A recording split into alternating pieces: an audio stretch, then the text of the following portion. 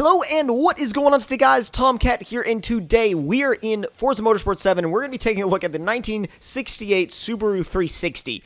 Very weird little car, possibly one of the smallest and lightest cars ever in the Forza series, and I cannot wait to see what happens when we take this thing out and really see what it will do. Now, I'm just for, literally just for the giggles, I'm going to put a Subaru Rally Colors livery on the car, and I mean it's a comedy version of the livery. It's not the actual livery, I know, but it's still quite a cool thing to have on there, just because it's like this car would not be taken seriously anyway. And I mean, why would you do an exact replica of the wrap when you could do, you know, just kind of like a scaled down, not even like a toy version, just a comedy version, because that's what this car is. It's a comedy car.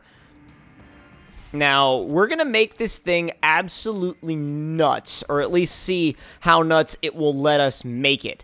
Now, I'm thinking somewhere in the neighborhood of like a crazy all-wheel drive stunt car, and I think that we can pull it off. We're going to put a cage inside of it because safety first. Sort of safety first, and strip every last bit of weight out of it that we can, which is only 80 pounds, brings us down to a current weight of 1,098 pounds. Now, there's going to be a little bit more weight that gets added back in, though, because of our engine swap. Now, I haven't looked at the engine swap options yet, but we can do 2-liter inline four,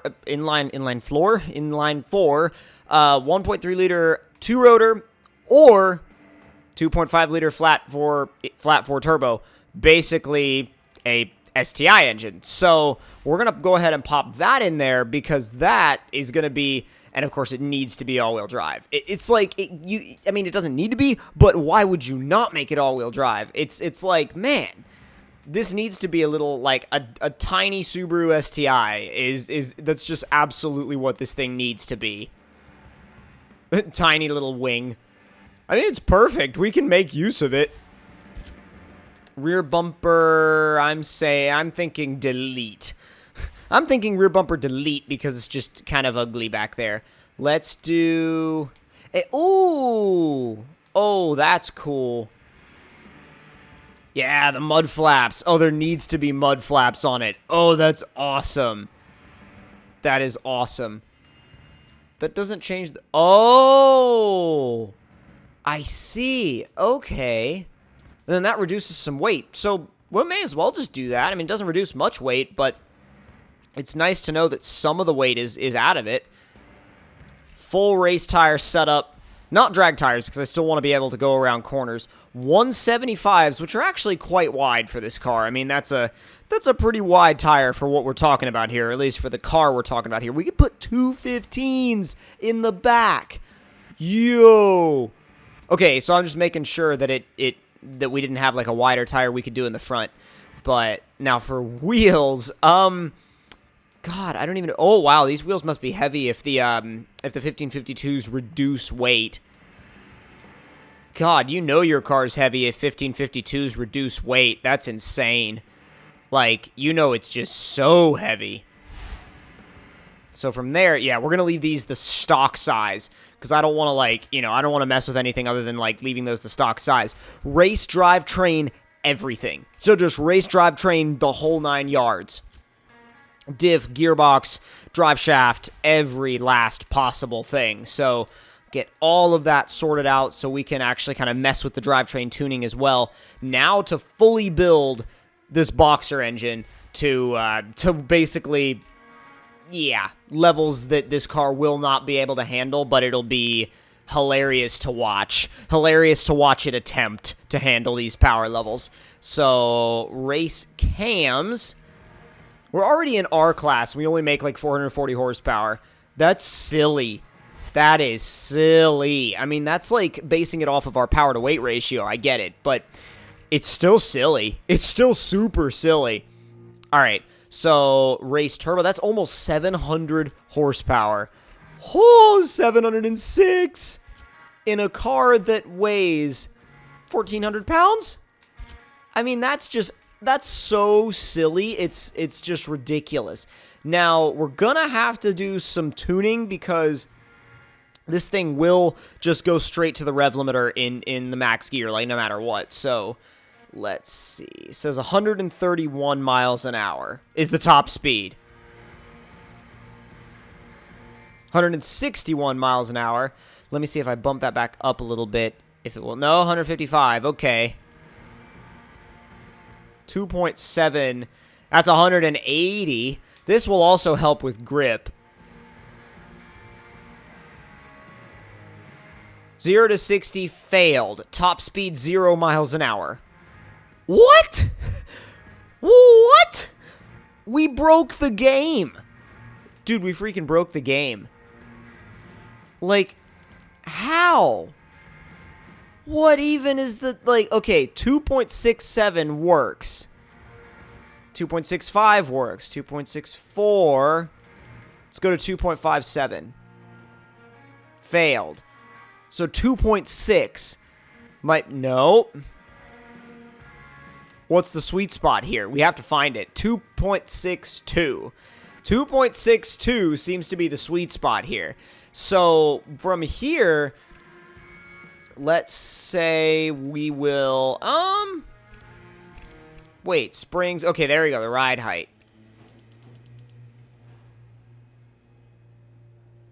Okay, so we got just a tiny bit. It didn't really change.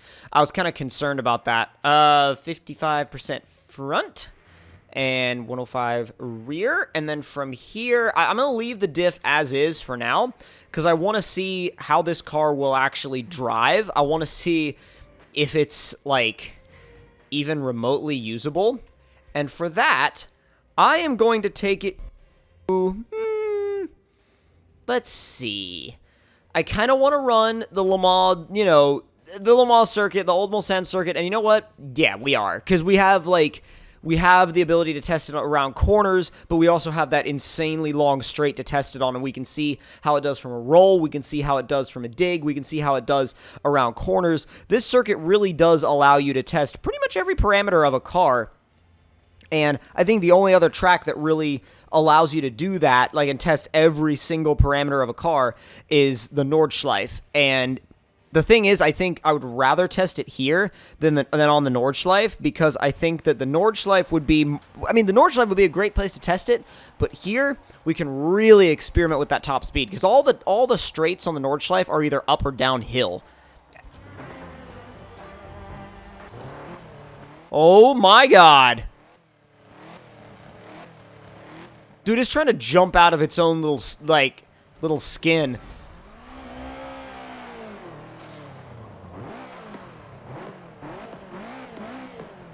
So let's see.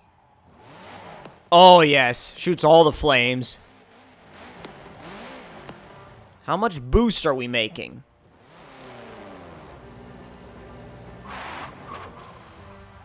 Apparently none yet. So it won't build it. If you try to, like, brake boost it, it won't build boost. So it won't build boost off the line. That should put into perspective how crazy huge this turbo is.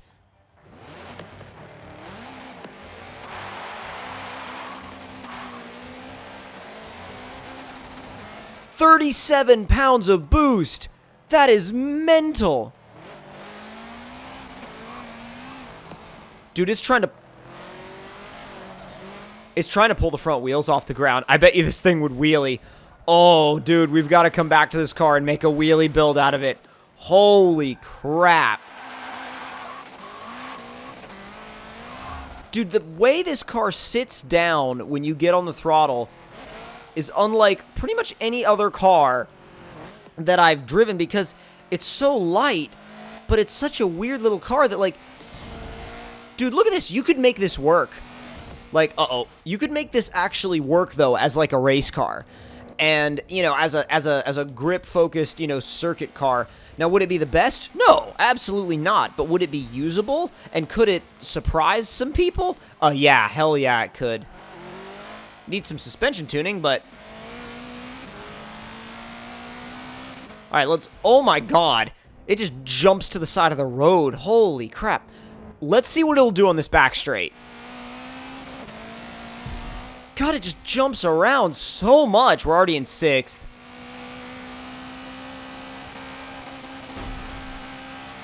It just hits the rev limiter at about 185 miles an hour. And you know what that means? That means this thing can do 200 with a modified 6th gear. That means this thing could go over 200 miles an hour with a modified 6th gear. We're going to go do that. We're going to go do that, like, now. Because that needs to happen. Oh, that needs to happen. Gearing. What does the simulator say? 217. Oh my god. It may be able to do 218 miles an hour. We have to take it and see. Because that's with a modified 6th gear, and oh my god. A little tiny Subaru 360 doing 218? Yeah, well, close.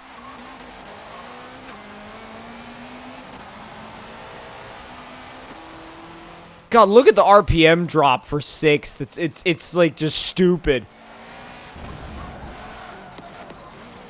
It can actually follow a racing line, though. Like, if you're nice to it, and don't just try to slam on the power everywhere, it can follow a racing line. It's got a hilarious cockpit view because there's no tack. It's just and the speedo just always stays maxed out unless you go below 80 miles an hour, which is really rare on a track like this.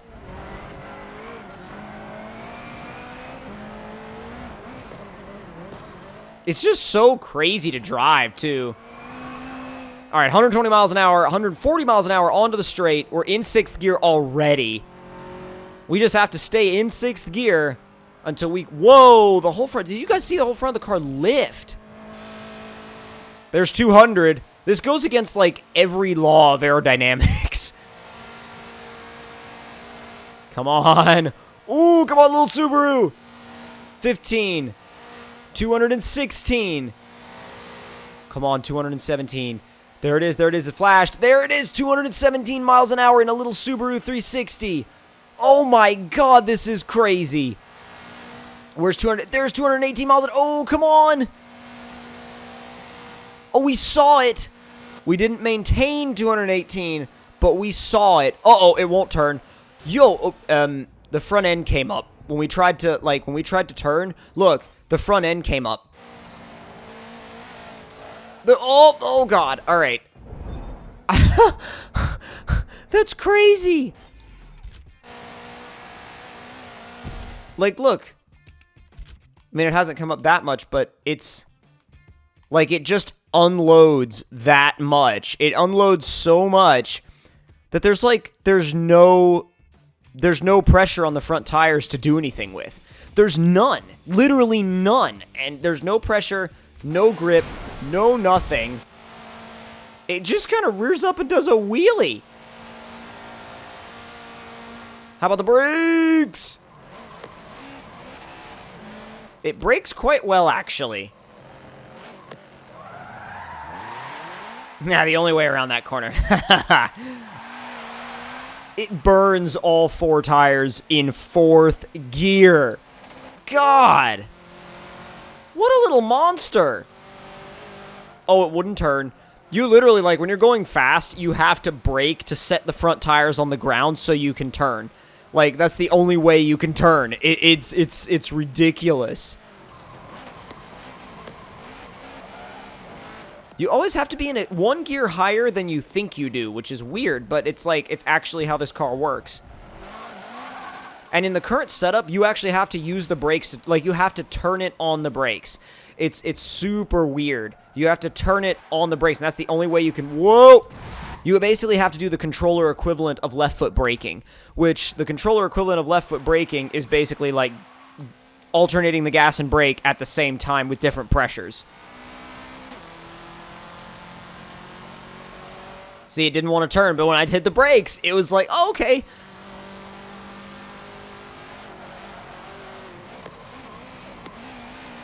Oh god, oh god, oh god, come on, come on, come on, come on, come on. Ooh, turn, please. Go, go, go, go, go, go, go. It's such an intense experience because you have to pay attention to it 100% of the time or you will crash. That's the thing. It's like, it's not something you can take your eye off of, because if you take your eye off it, you will crash. And it will not be a pleasant experience. But when you're going, whoa my god, what an insane little beast of a car this thing is. And my god, I could have taken that faster. I actually legit could have taken that faster. Whoa, stop, stop, stop, stop, stop. All right, let's go, go, go, go, go, go, go, go, go, and boom. So there it is, a 218 mile an hour tire shredding Subaru 360 running 37 pounds of boost. That is just like, all of those numbers don't make, like, they don't compute when you think about them, but like, this car is so hilariously fast that I can barely even believe it. But if you guys enjoyed this video and enjoyed this build, don't forget to leave me a like. Tell me in the comments down below what y'all thought of it. And if you're new to the channel, don't forget to subscribe for more. I'll see y'all next time. Talk to you guys later.